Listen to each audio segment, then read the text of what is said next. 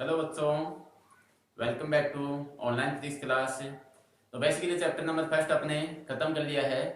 उसके आपने क्वेश्चन भी कर लिए होंगे और बाय चांस किसी ने नहीं किए हैं तो आप पहले उसके सभी क्वेश्चन करो, जो एग्जाम्पल दिए हैं वो करो और उससे संबंधित आगे न्यूमेरिकल क्वेश्चन भी दिए हुए हैं वो करो और फर्स्ट चैप्टर के लास्ट क्वेश्चन हैं उन सभी को अटेम्प्ट करो और जो क्वेश्चन आपको नहीं आता है वो मेरे से पूछो। देखो बेसिकली ऐसा है, क्वेश्चन जब तक नहीं करोगे तब तक आपको फिजिक्स का पूरा चैप्टर समझ में आना मुश्किल है, इसलिए आप सभी क्वेश्चन कंपलसरी है, सभी क्वेश्चन को अटेम्प्ट करो। तो बेसिकली अपने चैप्टर नंबर सेकंड चालू करते हैं। आज चैप्टर नंबर सेकंड है अपना गाउस का नियम तथा इसके अनुप्रयोग, Gauss law and it's applications. अब देखो गाउस के नियम में सबसे पहले अपने विद्युत फ्लक्स के बारे में पढ़ेंगे। बेसिकली इस चैप्टर में जो भी बातें होंगी लगभग बातें विद्युत फ्लक्स से संबंधित ही बातें होंगी। गाउस का नियम आएगा तो वो भी विद्युत फ्लक्स से संबंधित ही नियम है। तो देखो पहले तो है विद्युत फ्लक्स। विद्युत फ्लक्स कि विद्युत फ्लक्स किसे कहते हैं, पहले तो ये बात करेंगे, इलेक्ट्रिक फ्लक्स।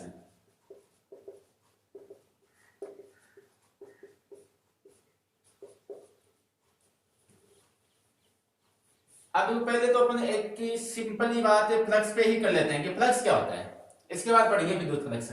तो फ्लक्स क्या होता है, बेसिकली जैसे कोई पृष्ठ है या कोई क्षेत्रफल मान लो, उससे प्रति एकांक समय में प्रति एकांक क्षेत्रफल से प्रवाहित होने वाली कोई भी संख्या हो सकती है, जैसे पानी हो सकता है, कोई संख्यात्मक मान हो सकता है या फिर कुछ लाइंस हो सकती हैं। तो वो जो प्रति एकांक समय में जितनी मात्रा में मान निकलता है वो मान ही क्या कहलाता है, उसका फ्लक्स कहलाता है।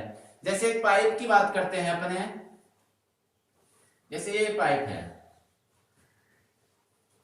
इसमें से पानी निकल रहा है, इसमें क्या हो रहा है, पानी प्रवाहित हो रहा है। अब इसके एकांक क्षेत्रफल की बात करते हैं अपन, जैसे मान लो यहाँ पे ds एकांक क्षेत्रफल है। इस ds क्षेत्रफल से प्रति एकांक समय में यानी कि t बराबर 1 सेकंड में कितना पानी गुजरा, वो पानी की मात्रा क्या कहलाएगी, इसका फ्लक्स कहलाएगा। तो बेसिकली आपको फ्लक्स से संबंधित बात समझ में आ गई होगी कि किसी पदार्थ से प्रति एकांक समय में प्रति एकांक क्षेत्रफल से गुजरने वाली मात्रा या फिर प्रवाह की दर भी बोल सकते हैं इसको, प्रवाह की दर। तो ये दर क्या कहलाती है, फ्लक्स कहलाती है।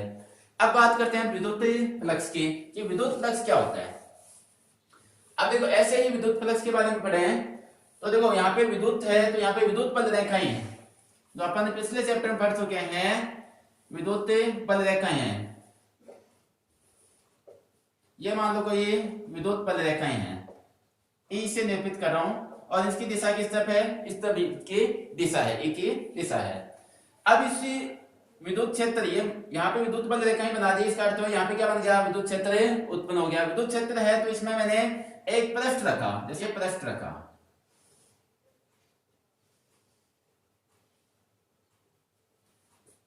अब देखो किसी भी पृष्ठ की दिशा देखी जाए, यानी कि किसी भी पृष्ठ की दिशा देखी जाए तो उसकी दिशा किस तरफ होती है, हमेशा उस तल के लंबवत। जैसे ये राष्ट्र का ये तल है, ये पृष्ठ है, इसकी दिशा किस तरफ होगी, हमेशा नॉर्मल टू द प्लेन, तल के लंबवत।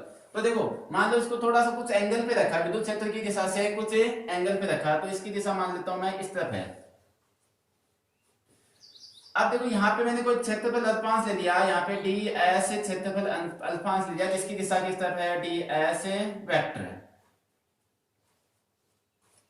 इस तरफ मेरा क्षेत्रफल अल्पांश की दिशा है और इस तरफ क्या है, e की दिशा है। और इन दोनों के बीच में कोण कितना है, थीटा कोण पे रखा है मैंने, ठीक है। तो मैंने बेसिकली क्या किया, एक विद्युत क्षेत्र में एक क्षेत्रफल अल्पांश लिया जिसकी दिशा क्या है, विद्युत क्षेत्र की दिशा से थीटा कोण पर है, ठीक है। अब विद्युत फ्लक्स क्या होगा, तो बेसिकली विद्युत क्षेत्र में, देखो इसकी परिभाषा बोलता हूं, विद्युत क्षेत्र में रखे किसी क्षेत्रफल अल्पांश से लंबवत गुजरने वाली विद्युत बल रेखाओं की संख्या क्या कहलाती है, विद्युत फ्लक्स। फिर से एक बार बोल रहा हूं, किसी विद्युत क्षेत्र में रखे, देखो यहाँ पे विद्युत क्षेत्र है तो इसमें विद्युत क्षेत्र में रखे किसी क्षेत्रफल अल्पांश से लंबवत गुजरने वाली विद्युत बल रेखाओं की संख्या, वो क्या कहलाएगी, विद्युत फ्लक्स।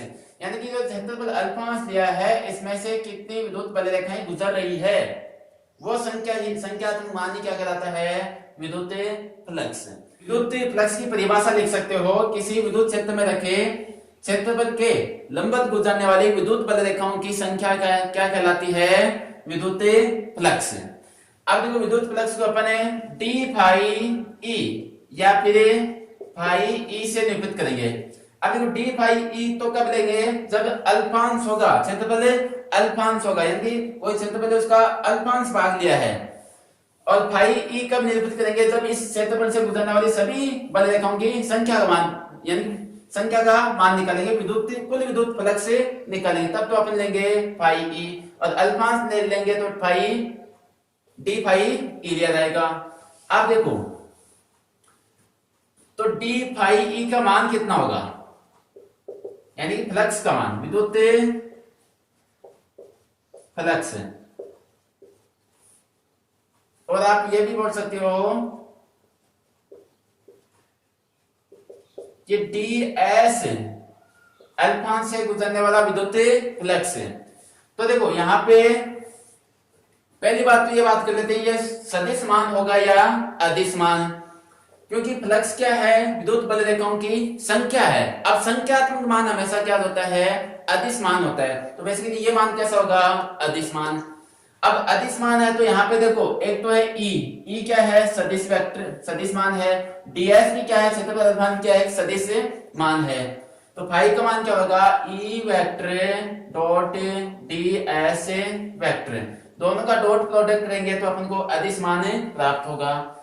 तो यहाँ पे फ्लक्स का मान कितना हो जाएगा? E vector dot D S vector. अब देखो इसका डॉट हटाएंगे तो क्या आ जाएगा? ई डी एस कोस थीटा। तो यहाँ पे डी फाई इक्वल टू कितना हो गया? ई डी एस कोस थीटा। तो ये मान किसका आ गया? क्षेत्रफल अल्फांश डीएस से निर्गत विद्युत फ्लक्स का मान है। अब देखो थीटा क्या है यहाँ पे? जहां थीटा ई वेक्टर तथा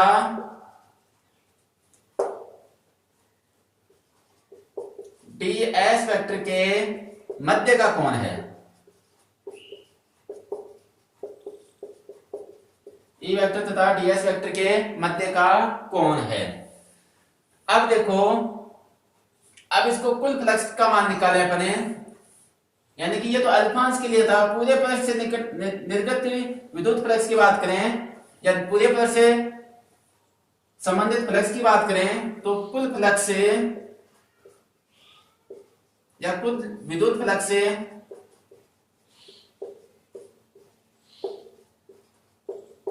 अब देखो कुल विद्युत फ्लक्स क्या हो जाएगा, यानी कि कुल टोटल निकालने के लिए हमेशा क्या करते हैं? समाकलन। तो इसका क्या करते हो? समाकलन। तो फाई ई इक्वल टू कितना हो जाएगा? डी फाई ई का इंटीग्रेशन। और देखो इंटीग्रेशन कौन सा आएगा? यहाँ पे क्लोज इंटीग्रेशन आएगा। क्लोज इंटीग्रेशन क्यों? क्योंकि इससे बंधित फ्लक्स होगा, उसी की बात की जाएगी, यानी कि इसमें से निर्गत बल रेखाओं की संख्या वही बात की जाएगी। तो यहाँ पे क्लोज इंटीग्रेशन आएगा, इक्वल टू कितना हो जाएगा?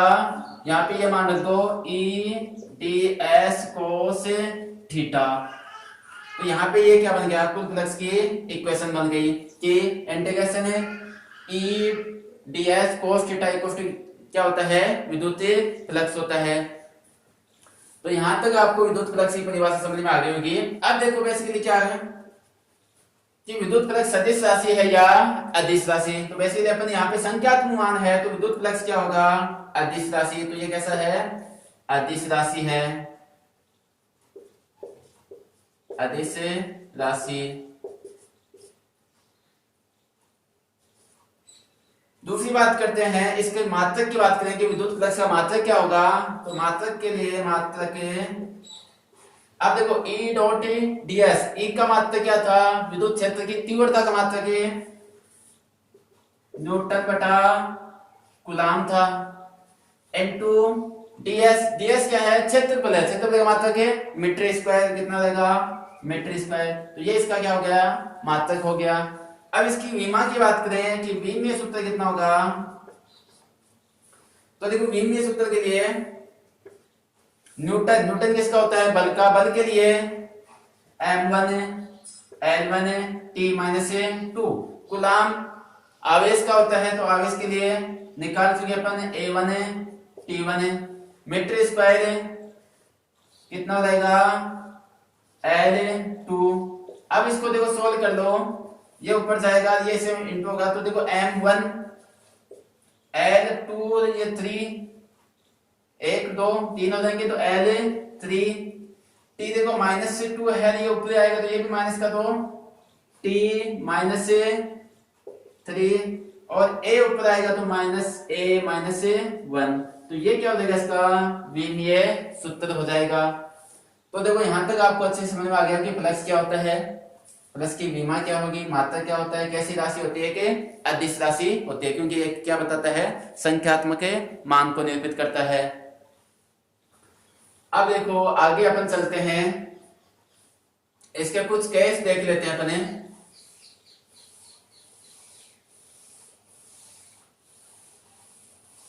भाई एक कुछ कितना आया,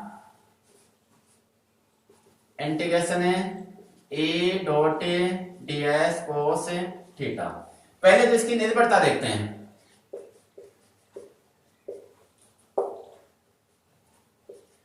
कि कौन कौन सी भौतिक राशियों पर यह विद्युत फ्लक्स से निर्भर करेगा। अब देखो निर्भरता के लिए पहले तो देखो यहाँ पे E क्या है, विद्युत क्षेत्र।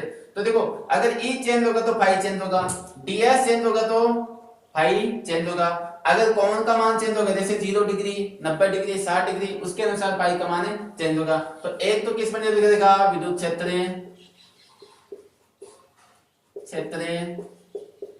ए पर, दूसरा क्षेत्रफल अल्पांश या क्षेत्रफल ds बोल दो या s, अगर टोटल निकालेंगे तो यहाँ पे s हो जाएगा। तीसरा E तथा E वेक्टर तथा ds वेक्टर के मध्य कोण थीटा पर। इन तीन भौतिक राशियों पर विद्युत फ्लक्स का मान निर्भर करेगा। तो कौन कौन से, एक तो विद्युत क्षेत्र है E, ds क्षेत्रफल अल्पांश या पृष्ठ क्षेत्रफल, और किसका हो जाएगा E तथा ds के मध्य का कोण। देखो यहाँ पे थीटा किस लिए आया था, कोस थीटा किस लिए आया था, इन दोनों के अदिश गुणन के कारण यहाँ पे कोस थीटा है। तो देखो थीटा का मान जितना चेंज करोगे, जितना घुमाओगे इसको, उतना ही फ्लक्स का मान है क्या होगा, परिवर्तित होगा। तो इन तीन भौतिक राशियों पर यह निर्भर करेगा। अब इसकी देखो अलग अलग कंडीशन में ये अलग अलग मान देगा। तो इसके दो तीन स्पेशल केस देख लेते हैं कि फ्लक्स का मान अगर दोनों को एक दूसरे के समांतर रखते हैं तो कितना होगा, एक दूसरे के लंबवत रखते हैं तो कितना होता है। तो केस फर्स्ट लगाओ,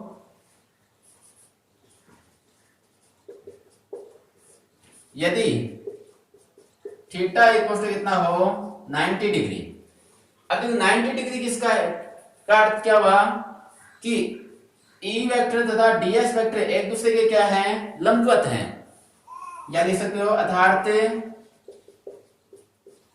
E वेक्टर तथा ds वेक्टर एक दूसरे के लंबवत हो। अब लंबवत वाली कंडीशन कैसे बनेगी, जैसे विद्युत पद रेखाएं ये हैं, इस साइड क्या है, E वेक्टर है, विद्युत पद रेखाएं हैं, इस साइड क्या है, E वेक्टर है। इसमें क्या रखना है, एक पृष्ठ रखना है, इसकी दिशा किस तरफ हो, E वेक्टर के लंबवत। इसका अर्थ हुआ पृष्ठ कैसे रखा जाएगा, इस टाइप से।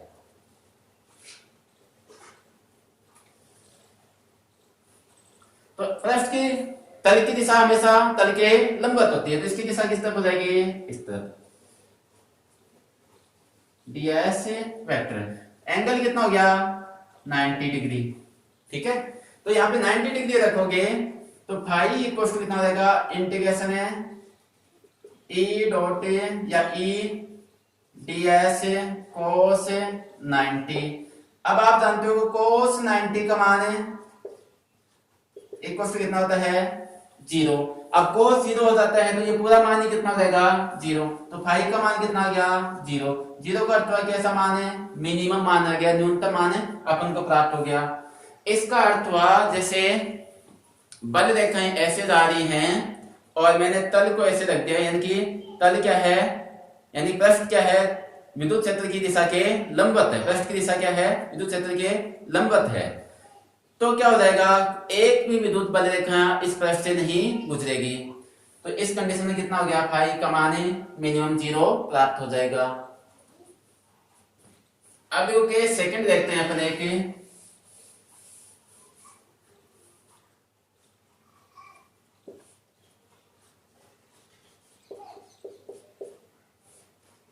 अब थीटा इक्वल टू कितना ले लूं मैं, 0 डिग्री ले लेता हूं, अर्थात ई वेक्टर तथा डी एस वेक्टर क्या है, एक दूसरे के समांतर हैं, एक दूसरे के समांतर हैं। अब देखो समांतर है तो क्या होगा, इसके लिए कंडीशन बना देते हैं अपने। ये विद्युत बल रेखाएं, इस तरफ क्या है, ई वेक्टर है। अब समांतर क्या हुआ, इसका अर्थ डीएस वेक्टर भी क्या हो, इसी तरफ हो। तो तल को कैसे रखना पड़ेगा आपको, ऐसे, यानी कि पृष्ठ को कैसे रखना पड़ेगा, ऐसे। तो ऐसे आपने पृष्ठ रखा, ये मान लो यहाँ पे विद्युत क्षेत्र की दिशा इस तरफ है और पृष्ठ के क्षेत्रफल क्या है, इसी तरफ है। अब देखो एंगल कितना हो गया, दोनों एक दूसरे के समांतर, तो थीटा का मान कितना हो जाएगा, 0 डिग्री। अब 0 डिग्री हो गया तो फाई का मान इंटीग्रेशन है ई डॉट या ई डी एस कोस 0। अब आप जानते हो कि कोस 0 का मान कितना होता है, 1, और ये कोस का अधिकतम मान होता है। तो यहाँ पे फाई का मान रखोगे, ये फाई का मान आएगा, कोस का मान रखोगे तो इंटीग्रेशन है ई डी एस। अब देखो यहाँ पे कोस का अधिकतम मान रखा है, तो ये पूरा मान क्या मिलेगा आपको, अधिकतम। तो क्या सा मान हो जाएगा, मैक्सिमम मान। तो ये दो कंडीशन ध्यान रखना, अगर थीटा का मान 0 है, यानी कि ई वेक्टर तथा डीएस वेक्टर एक दूसरे के समांतर हैं, तब तो फाई का मान क्या होगा, मैक्सिमम मिलेगा। अगर ई वेक्टर तथा डीएस वेक्टर एक दूसरे के लंबवत हैं, तो फाई का मान क्या मिलेगा, न्यूनतम मिलेगा। ठीक है, तो यहां तक आप अच्छे से दोनों कंडीशन को अच्छे से जाने। इससे संबंधित कई बार न्यूमेरिकल क्वेश्चन सीधा सीधा दे देता है, और क्वेश्चन थोड़ा सा लंबा हो जाता है, आंसर उसमें छोटा सा यही आंसर देना होता है, और समझ नहीं आता कि अपन को क्या देना होता है।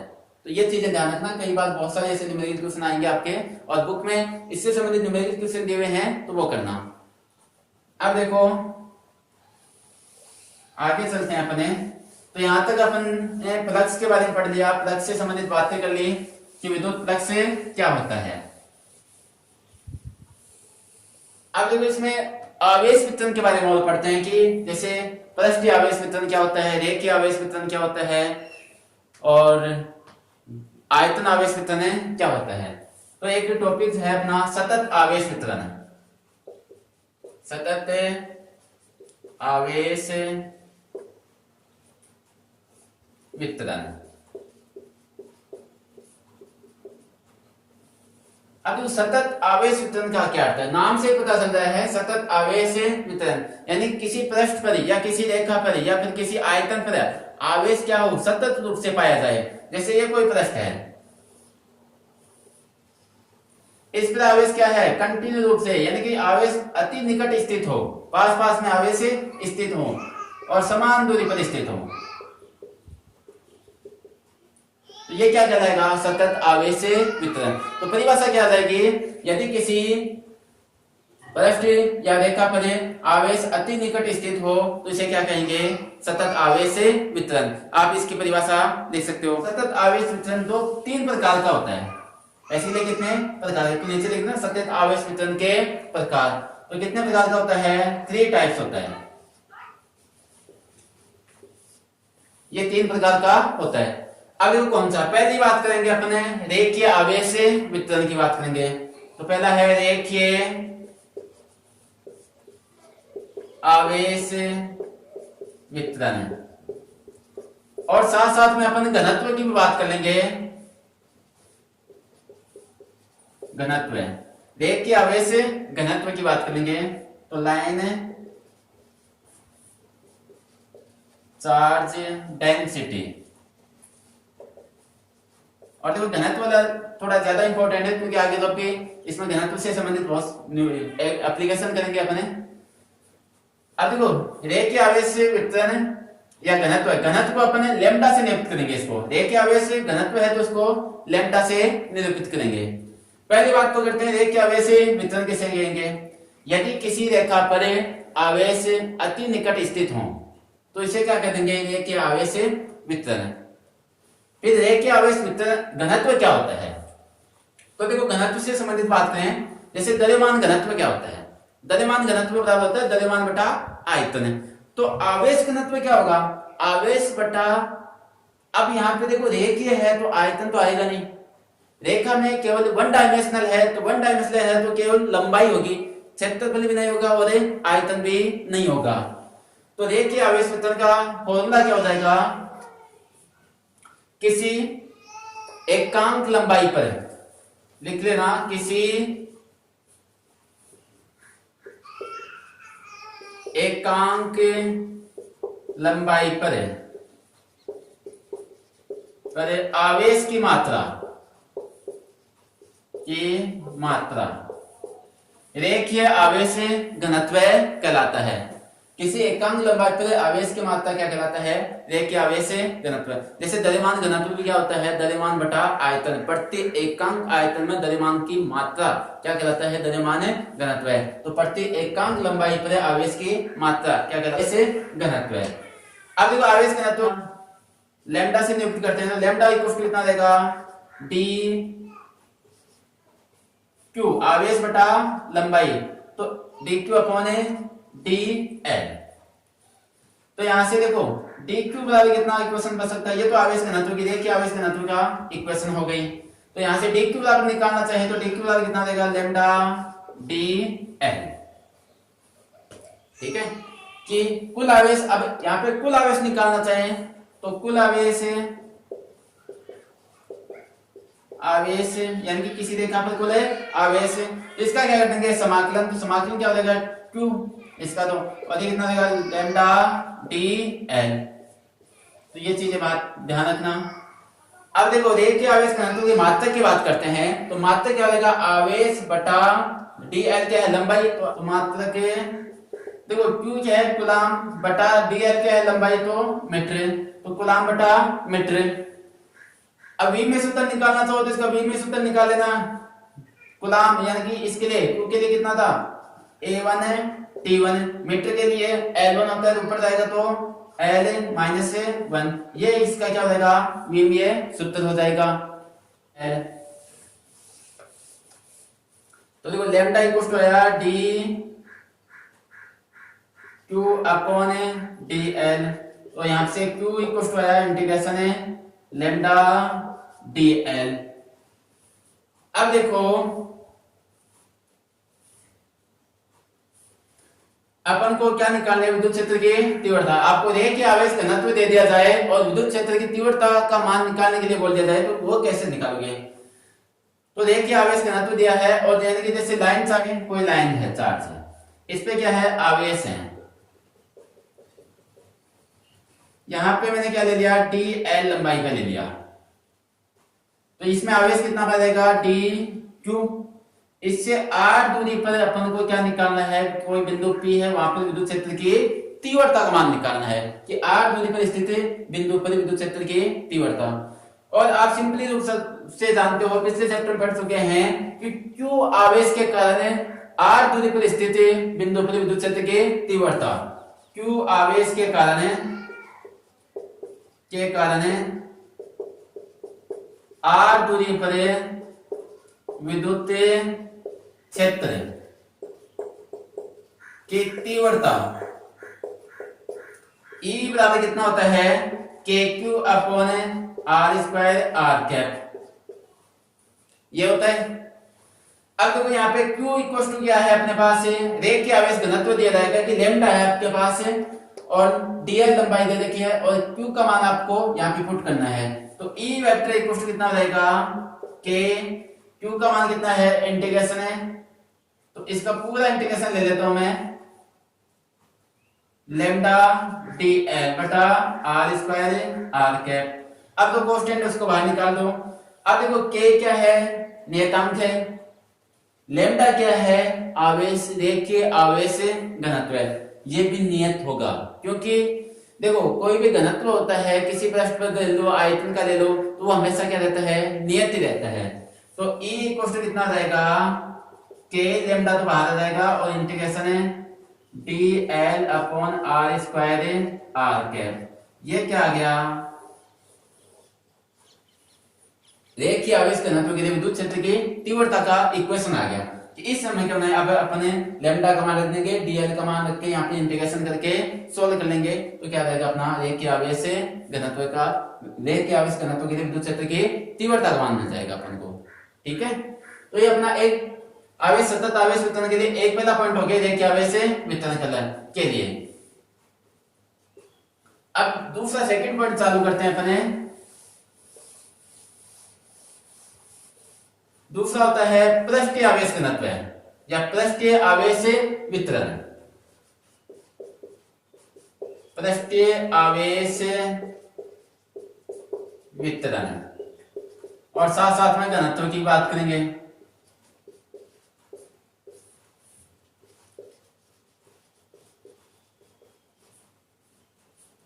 Surface charge density.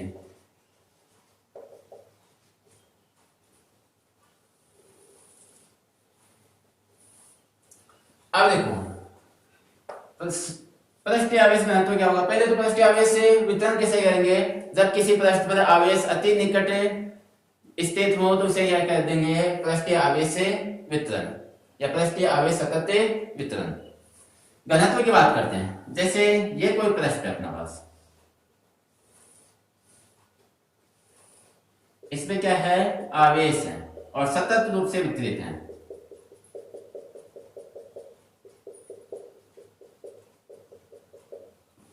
पृष्ठीय आवेश वितरण है ये। इसमें क्या ले लिया मैंने, कोई चित्र पृष्ठीय अल्फांश ले लिया मैंने, जैसे ये पृष्ठीय अल्फांश है। ठीक है, अब इस पृष्ठीय अल्फांश के लिए आवेश घनत्व कितना होगा, पृष्ठीय आवेश घनत्व का मान कितना होगा, और तो पृष्ठीय आवेश घनत्व को अपने सिग्मा से लिखेंगे, सिग्मा। तो सिग्मा इक्वल टू जैसे सिंपली रेखीय आवेश वितरण था या रेखीय आवेश घनत्व था, वैसे हो जाएगा dq अपॉन पीछे वाले में यहाँ पे dl था, यहाँ पे कितना रहेगा ds, क्योंकि ये कितना है ds दिया मैंने। ठीक है, तो यहाँ से कितना हो गया, sigma equal to dq upon ds। यहाँ पे पिछले वाले में रेखीय आवेश घनत्व था इसलिए dl था, यहाँ पे अब पृष्ठीय आवेश घनत्व है तो यहाँ पे कितना रहेगा ds हो जाएगा।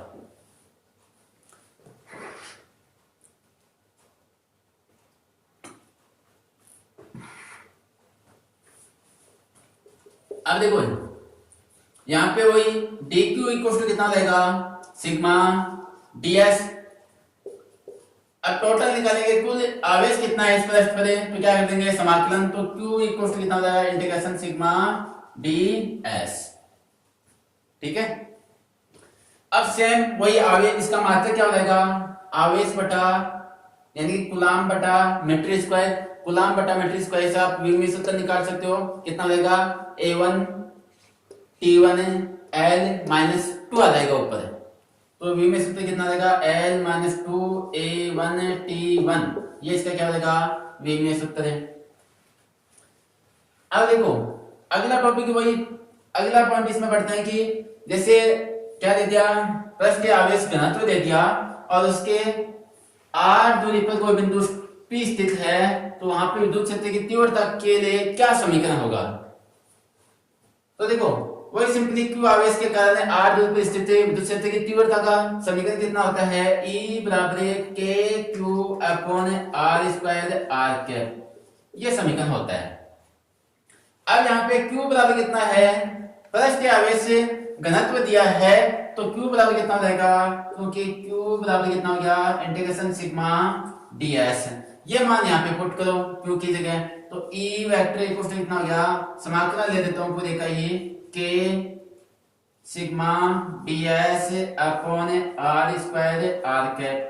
तो यहाँ से इसको आगे सॉल्व करोगे तो E वेक्टर इक्वल टू कितना हो गया, कांस्टेंट बाहर निकालो, आवेश घनत्व है चाहे पृष्ठीय हो चाहे रेखीय हो चाहे आयतन हो, सभी क्या होंगे नियत मान होंगे, तो k प्रोपोर्शनल कांस्टेंट है, सिग्मा आवेश घनत्व है और कितना देगा ds upon r square r cap.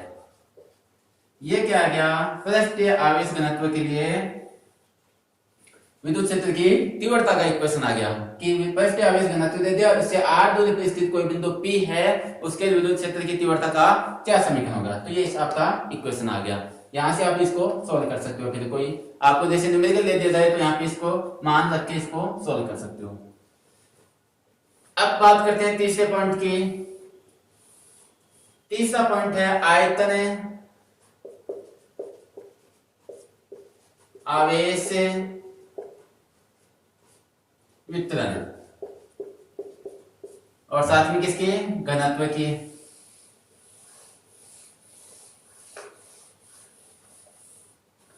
तो volume charge density, volume charge density. अब देखो पहले तो आयतन आवेश वितरण की परिभाषा क्या हो जाएगी, जब किसी आयतन पर आवेश अति निकट स्थित हो तो उसे क्या कर देंगे, आयतन आवेश सतत वितरण। फिर घनत्व की बात करते हैं अपन। देखो ये तो परिभाषा केवल इतनी, इस परिभाषा का काम केवल कुछ नहीं है, इसमें अपन बेसिकली फोकस कर रहे हैं घनत्व पर कि आयतन आवेश घनत्व के अकॉर्डिंग अपन विद्युत क्षेत्र की तीव्रता का मान निकालना चाहिए। तो वो अब आयतन आवेश घनत्व को अपन रो से निरूपित करेंगे। तो रो बराबर कितना हो जाएगा, सेम वही dq अपॉन, अब की बात क्या रहेगा, पीछे रेखीय आवेश घनत्व तो यहाँ पे dl आया था, पृष्ठीय आवेश घनत्व तो यहाँ पे ds आया था। अब आयतन आवेश घनत्व तो यहाँ पे कितना आएगा, dv। अब इसको आगे सोल्व करें तो dq बराबर कितना हो जाएगा, ये इक्वेशन ध्यान रखना। तो dq बराबर कितना देगा, रो dv। अगर टोटल चार्ज निकालना चाहें कि आयतन पे टोटल चार्ज कितना है तो इसका क्या कर दिया जाएगा, समाकलन। समाकलन करोगे तो ये तो जाएगा q और ये इसका क्या हो जाएगा, समाकलन रो dv। ठीक है। अब देखो सेम वही अपने इसकी मात्रक निकालना चाहिए तो मात्रक गुलाम बटा मीटर क्यूब, तो L3। अब इसकी v में सूत्र कितना रहेगा, ऊपर जाएगा तो L माइनस 3a1t1, ये क्या हो जाएगा, इसका विमीय सूत्र हो जाएगा। अब सिंपली वही अपन क्या निकालेंगे, विद्युत क्षेत्र की तीव्रता के लिए इक्वेशन निकालेंगे। तो पीछे जैसे लिखा कि q आवेश के कारण r दूरी पर स्थित बिंदु पर विद्युत क्षेत्र की तीव्रता का समीकरण क्या होता है, E वेक्टर इक्वल होता है KQ upon R square R cap. ये इक्वेशन रहता है। में तीनों में हमने ये इक्वेशन ली है।